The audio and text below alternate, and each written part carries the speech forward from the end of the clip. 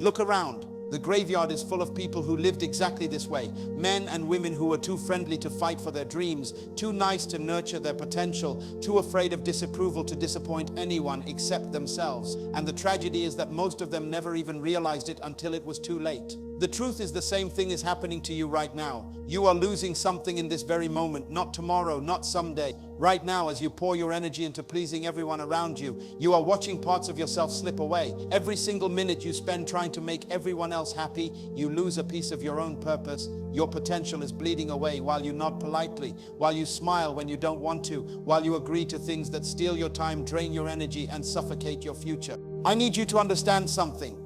This isn't kindness, this isn't generosity, this isn't love. This is sabotage, self-sabotage, disguised as friendliness, and it is killing your destiny. I want to talk to you today about something that may sound strange at first. Stop being too friendly. No, I'm not telling you to become harsh or unkind. I'm not saying stop caring about people. I'm not telling you to turn into someone cold, bitter, or selfish. What I am saying is this. Many of you are destroying your own future by trying to please everyone around you. You are so busy being nice that you have no time left to be great. Your kindness is killing you. That smile, that endless availability, that inability to say no, it is not making you a better person. It is not making you more respected, more loved, or more valuable. It is making you a smaller version of yourself, a weaker version of yourself, a diluted version of the person you were created to be. Every time you say yes when deep inside your spirit is screaming no, you betray yourself. You may not notice it in the moment, but with each yes that does not align with your truth, you are committing a slow and silent form of self-destruction. You are sacrificing your purpose on the altar of popularity, trading your destiny for temporary approval, giving away your future for the shallow comfort of being liked in the present. And here's the cruel irony. The more you try to please, the less people respect you. The more you give yourself away, the more invisible you become. The more you sacrifice your purpose, the further away you drift from the life you were meant to live. If you keep living this way, you won't just lose opportunities, you will lose yourself. Because saying yes when you mean no doesn't just waste your time, it erases your identity. It convinces you that your worth is measured by how much you can give away, that your value depends on how available you are, and slowly it makes you forget who you are when you're not serving everyone else. So think about it. When was the last time you said yes to yourself? When was the last time you chose your own purpose over someone else's priorities? When was the last time you gave your best energy to your own destiny instead of handing it away piece by piece? Being too friendly doesn't just exhaust you, it blinds you. It makes you believe that the path to love, respect, and meaning is paved with endless sacrifice. But it's not. The truth is far more liberating and far more demanding. You cannot become who you were meant to be if you refuse to disappoint people along the way. Yes, disappointing others is part of the price of fulfilling your purpose, and the sooner you accept that, the sooner you will stop betraying yourself. So today I'm asking you to face a hard question. Are you living for approval or are you living for purpose? Because the two don't always align. And if you are not careful, you will wake up one day realizing you gave away your entire life for the comfort of others and left nothing for yourself. This is where we begin. And this is only the start. Because what I'm about to share with you over the next moments may hurt to hear, but if you receive it, it will also set you free. Let's talk about what really happens when you spend your life saying yes to everything and everyone. The first and most obvious result is exhaustion. You cannot keep pouring out of an empty cup. Every time you agree to something that doesn't align with your purpose, every time you bend your schedule to fit someone else's demands, every time you sacrifice your rest, your focus, or your peace just to avoid disappointing others, you are draining yourself, and your energy is not limitless. You wake up each morning with a certain amount of strength, focus, and creativity, but instead of investing that energy into your goals, you scatter it in 100 directions, leaving yourself running on fumes. That exhaustion isn't just physical, it's emotional, spiritual, and mental. You start to dread your commitments, to drag yourself through the day, and to wonder why you feel so empty even though you're always doing so much. The truth is simple, you're not doing what you were created to do, you're doing what others expect of you. Then comes the second consequence, resentment. At first it's just a small whisper in your mind, something easy to ignore. You notice that you're always the one who stays late, always the one who picks up the slack, always the one who sacrifices. While others seem to coast, you tell yourself it's fine. you're just being kind. But deep down, the weight of imbalance starts to grow. Slowly, that whisper turns into a voice, and that voice turns into bitterness. You begin to resent the very people you were trying to help, and instead of building stronger relationships, your people-pleasing starts to poison them. You smile on the outside, but inside you're frustrated, exhausted, and even angry that no one seems to notice how much you're giving away. And the worst part is you can't even blame them, because you trained them to expect your sacrifice. You said yes so many times that they believed it was normal. The third consequence is one most people don't see until it's too late. You lose respect. You think being agreeable, available, and accommodating will make people value you, but the opposite is true. When you don't respect your own time, neither will they. When you let others walk over your boundaries, they start to assume you don't have any. When you consistently put yourself last, they follow your lead and put you last too. Slowly, without realizing it, the very people you're trying so hard to please start taking you for granted. They stop seeing you as a leader, as someone with vision, as someone with value, and instead see you as someone who will always be there to serve their agenda. That's not respect, that's dependency. And dependency is not the same as honor. But perhaps the most tragic consequence of all is this: you miss your destiny. You were not born to be everyone's assistant. You were not created to make everyone comfortable at the expense of your calling. You were designed with a specific purpose, a unique contribution that only you can make. The world is waiting for what's inside of you. And yet when you spend your life running around meeting everyone else's demands, you bury that contribution. Your gifts gather dust. Your purpose remains unfulfilled. The dreams God placed in your heart fade into the background while you manage the chaos of everyone else's priorities. And one day you will look back and realize that all the approval you chased, all the temporary applause you received, was nothing compared to the fulfillment you could have had if you had pursued your true calling. So hear me clearly. Being too friendly doesn't just waste your time. It steals your energy, it breeds resentment, it erodes respect, and most painfully, it robs you of your destiny. And if you continue down that path, you will end up in the most crowded place on earth, the graveyard, because the graveyard is full of unrealized potential, unspoken ideas, unwritten books, unfulfilled purposes, full of people who were too friendly to fight for their future, too nice to nurture their gift, too afraid of rejection to live authentically. Don't let that be your story. I want to take you back to a moment in my life that opened my eyes in the most painful way. Picture this. It's a Tuesday night. The office is silent, the lights are dim, and I'm sitting alone at my desk. The clock says 2:00 a.m. and I've been there for over 18 hours. My stomach is empty because I missed dinner with my family. My eyes are heavy because I haven't rested, and my mind is scattered because I've been jumping from one request to another, none of them truly mine. My desk was not filled with my dreams, not with my goals, not with the plans I had written for my own future. No, it was covered with other people's priorities. A colleague had asked me for just a little help with his project, and somehow that little help turned into me doing his entire presentation while he slept peacefully at home. My phone buzzed all day with calls from people wanting favors, advice, or my time, and without hesitation, I said yes to them all. Every yes I gave chipped away at the little energy I had left, and by the end of the night, I was surrounded not by the fruits of my labor, but by the weight of my foolishness. And then, buried under the stacks of papers and sticky notes, I noticed a small notebook. Inside it, I had written my own ideas, my own vision, my own goals for the future. Pages that had been gathering dust while I poured myself out for everyone else. That sight hit me harder than any exhaustion. I realized that in trying to be available for everyone, I had made myself unavailable for myself. That notebook was supposed to be the map to my destiny, but I had abandoned it in exchange for being nice. That night, staring at the clock, I asked myself the hardest question: for what had I sacrificed my time, my family, my health, my dreams? The answer was simple, but devastating. I did it to be liked, to avoid disappointing others, to live up to the label of being the friendly one. And in that moment, I understood something crucial. I wasn't being friendly, I was being foolish. Many of you listening right now are living that exact same story in your own way. You are saying yes when your heart screams no. You are staying late, picking up the slack, giving your time, your energy, and your talent away to things that don't belong to you. And like me, you might even have your own notebook hidden somewhere, a dream you've ignored, a vision collecting dust, a passion that's been silenced because you're too busy tending to everyone else's garden while your own is withering. Let me tell you something, that is not kindness, that is self-sabotage. And if you don't wake up, you will realize years later that you've traded your destiny for temporary approval. The most dangerous part of this cycle is not just the exhaustion it brings, it's what it makes you believe about yourself. When you constantly say yes to things that drain you, you start to believe that your value lies only in your ability to give. You begin to think that your worth is measured by how available you are, how much you sacrifice, how often you put yourself last. You start convincing yourself that your existence is validated only by what you can do for others. That is a lie, and the longer you live in that lie, the deeper you bury your potential. That night at the office, surrounded by unfinished dreams and stolen hours, I came to a turning point. I realized that every yes to the wrong thing was a no to the right thing. Every minute spent on someone else's path was a minute lost on my own. And here's the truth. Time is not renewable. Once it's gone forever. You can make more money, you can replace possessions, but you will never get back the years you wasted being too friendly.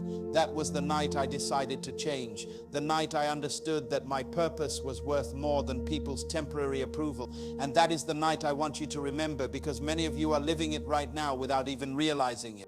Now that we've looked at the consequences of being too friendly, let's talk about the solution, because there is one. It's not about becoming cold, it's not about turning your back on people, and it's not about living selfishly. The solution is learning how to create and protect healthy boundaries. Boundaries are not walls, they're bridges. They don't cut you off from people, they actually allow for deeper and more authentic connections. When you have boundaries, people know where you stand. They know what you will give, what you won't give, and what you truly value. Boundaries communicate strength, not weakness. They show that you value your time, your energy, and your purpose enough to guard them. And paradoxically, when you begin to respect yourself in this way, people begin to respect you more.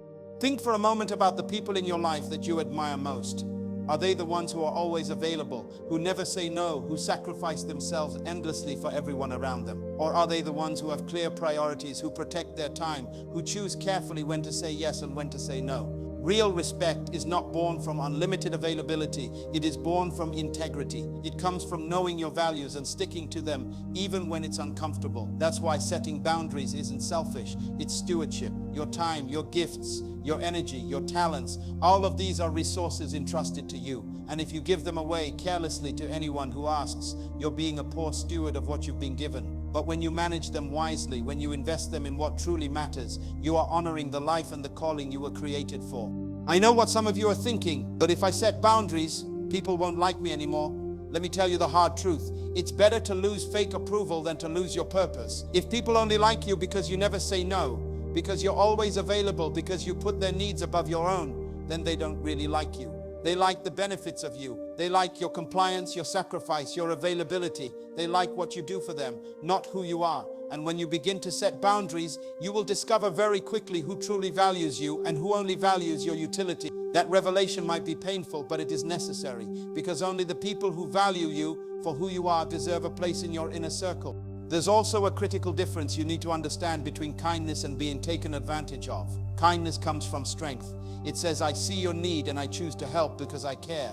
Being taken advantage of comes from weakness. It says, I have to meet your need because I'm afraid you won't like me if I don't. Kindness fills you because it comes from overflow. It comes from a heart that is aligned with purpose. Being taken advantage of drains you because it comes from fear, from insecurity, from the belief that your worth is tied to your sacrifice. One empowers you, the other depletes you. Healthy boundaries allow you to give without resentment. They let you say yes when you truly mean it and no when you need to. And that's what makes the yes even more powerful. Because when you're no longer saying yes out of obligation, guilt, or fear, then your yes comes from love, from authenticity, from clarity, and people can feel the difference. Boundaries create room for your best self to show up, not the exhausted, resentful, depleted version of you. They allow you to serve others from a place of strength rather than from a place of weakness. They allow you to love people more honestly because you are no longer giving them a version of yourself that's half alive.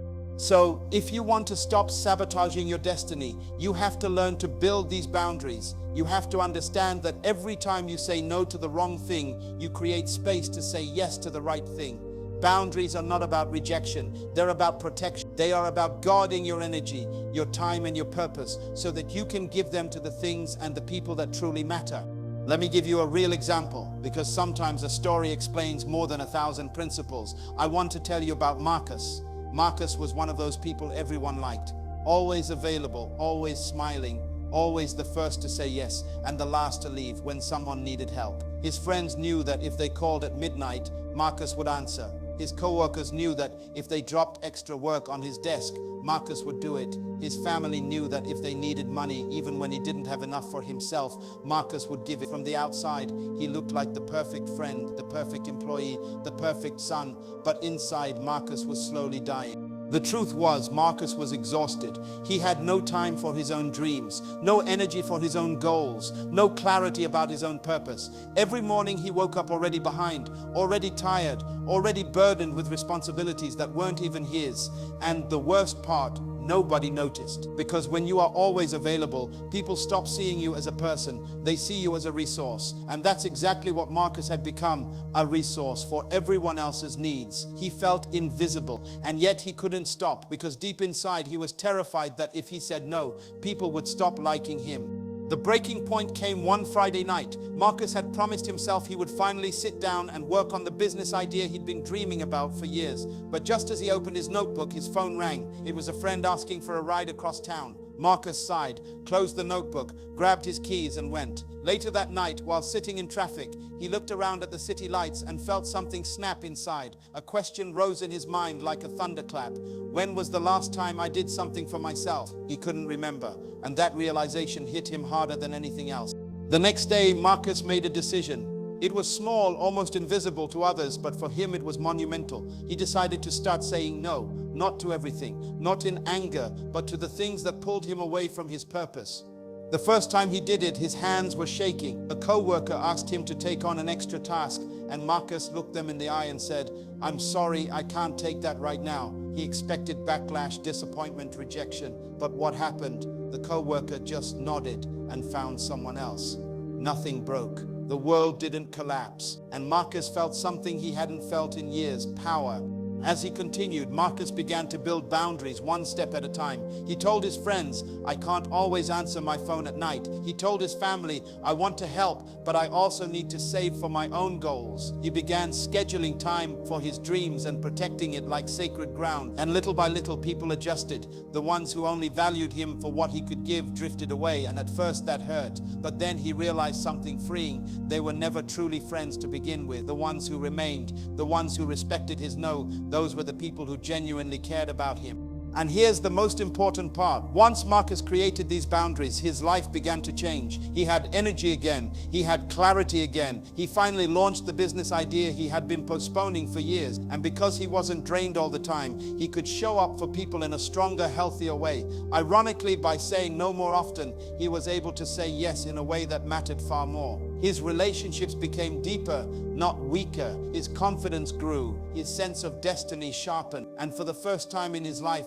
Marcus felt like he was leading his own story instead of being dragged along by everyone else's. That's the power of boundaries. They don't make you selfish, they make you whole. They don't make you cold, they make you clear. And clarity is one of the greatest gifts you can give yourself and the people around you, because when you know who you are, where you're going, and what you're willing to give, you invite others to walk with you in truth, not in illusion. Marcus's transformation didn't stop at simply saying no. What he discovered slowly but undeniably was that leadership isn't born from being available to everyone. Leadership is born from being true to your purpose, from knowing your worth, and from enforcing the boundaries that protect your vision. Each no he spoke became a declaration of self-respect, each refusal a reinforcement of his priorities, and each commitment he honored for himself became a brick in the foundation of his future. He realized that his time, energy, and focus were sacred resources, and that every moment spent on other people's urgencies without alignment to his own goals was a moment stolen from his destiny. Leadership, Marcus understood, required a disciplined inner life, a mind trained to discern what truly mattered, and a voice willing to declare truth even when it was uncomfortable or unpopular. The world often confuses busyness with productivity, availability with influence, and compliance with character, but Marcus learned the difference. Influence comes from clarity, from conviction, and from the courage to prioritize purpose over popularity. He began to notice something remarkable. The people who truly mattered, the mentors, partners, and collaborators who valued integrity over convenience, responded differently to him.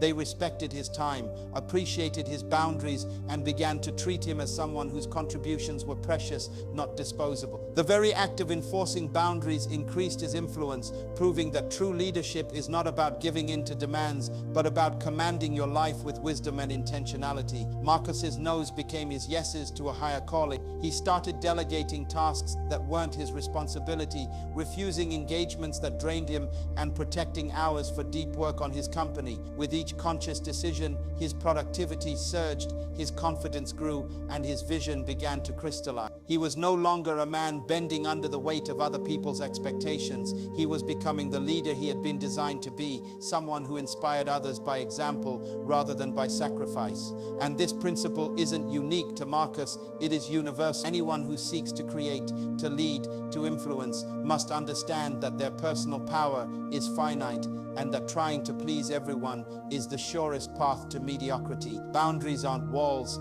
they are the scaffolding upon which extraordinary lives are built. They allow you to focus, to invest deeply in what matters, and to cultivate respect without resentment. Every great leader in history, every innovator, every visionary discovered the power of selective engagement. They said no to distractions, no to people-pleasing, no to the trivial, and in doing so, they said yes to themselves, yes to their mission, yes to the impact they were meant to create. Marcus's journey reminds us that leadership is not granted by others, it is claimed through disciplined action, intentional speech, and the courage to protect your priorities, even when it means disappointing someone else. Your ability to lead begins with your ability to honor your own life. And this honor starts with understanding that your time is a sacred currency, your energy is a finite resource, and your boundaries are the blueprint for the influence, success, and fulfillment you are destined to achieve.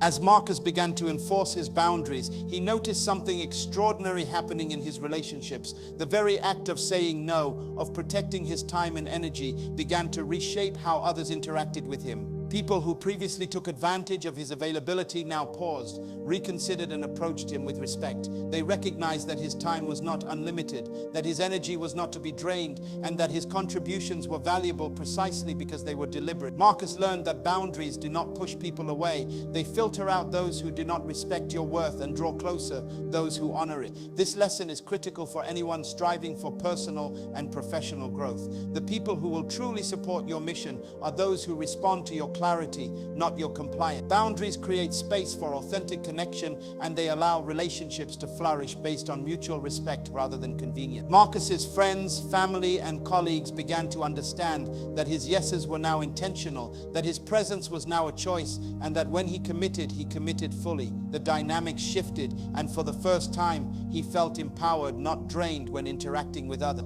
He discovered that respect is not earned by endless sacrifice or by overextending oneself. It is earned by demonstrating that you value your own life and your own purpose. People are naturally drawn to those who have clarity about who they are and where they are going. Marcus's story reveals a profound truth. You cannot pour into others from an empty cup, and you cannot build meaningful relationships when your boundaries are unclear. By protecting his time and energy, he not only reclaimed his own life, but he elevated the quality of every interaction, creating deeper, more meaningful connections that were rooted in authenticity rather than obligation.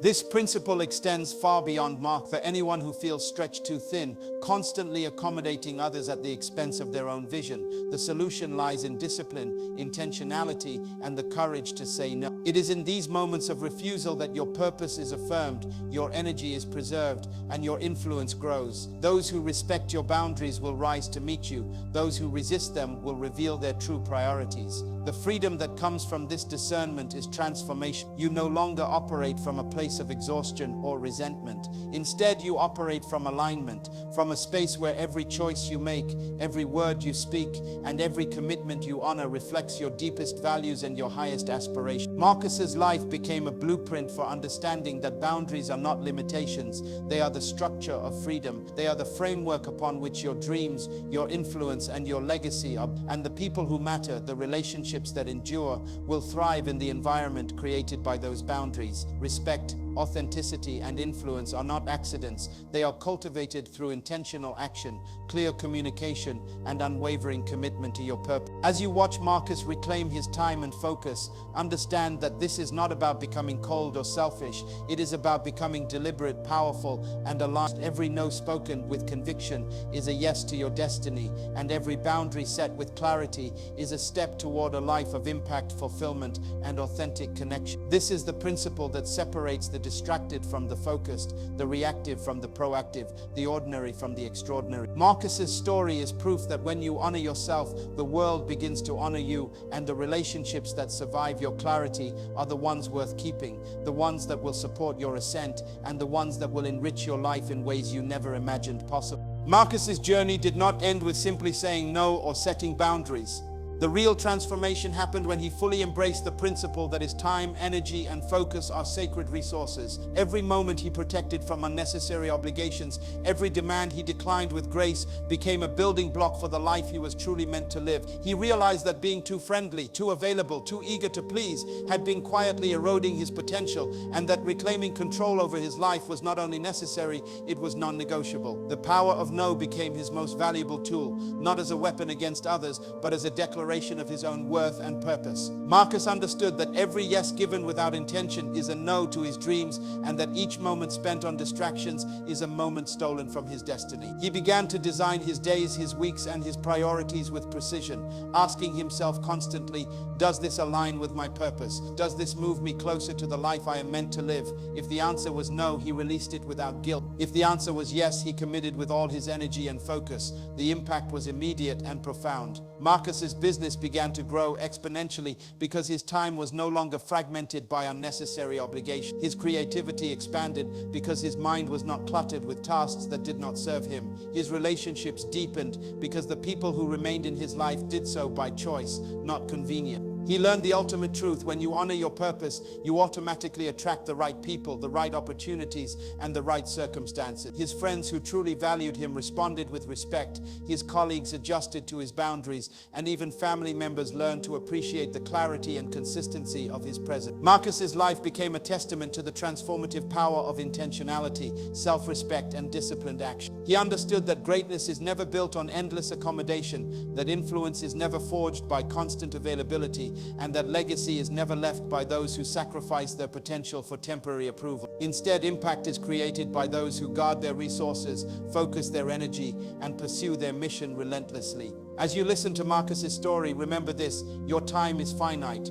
your energy is limited, and your potential is too valuable to give away indiscriminately. The world does not need your endless yes, it needs your best yes, your intentional yes, your yes that aligns with your purpose and amplifies your impact. Protect your focus, honor your priorities, and speak no when necessary, not out of fear, not out of selfishness, but out of love for your future, for your mission, and for the unique contribution only you can make. Life is waiting for your commitment to yourself, your dreams, your potential, your influence, your legacy. They will not manifest through passive agreement or endless people-pleasing. They will manifest when you claim your authority over your own time and energy, when you speak no to distraction, when you honor your purpose with every decision. Say no to what does not serve you. Say yes to what matters most, and watch how the world rearranges itself around your clarity, focus, and relentless pursuit of your destiny. This is not simply advice, it is a call to action, a blueprint for transformation, and a declaration of the power you already hold within you. Protect yourself, prioritize your purpose, and step fully into the life you were created to lead, because your potential is too great, your mission too urgent, and your legacy too important to be compromised by misplaced kindness, misplaced priorities, or misplaced loyalty. The moment you embrace this, the moment you begin to say no with intention and yes with focus, you will finally live a life of impact, fulfillment, and unstoppable momentum, and you will never look back with regret, only forward with purpose.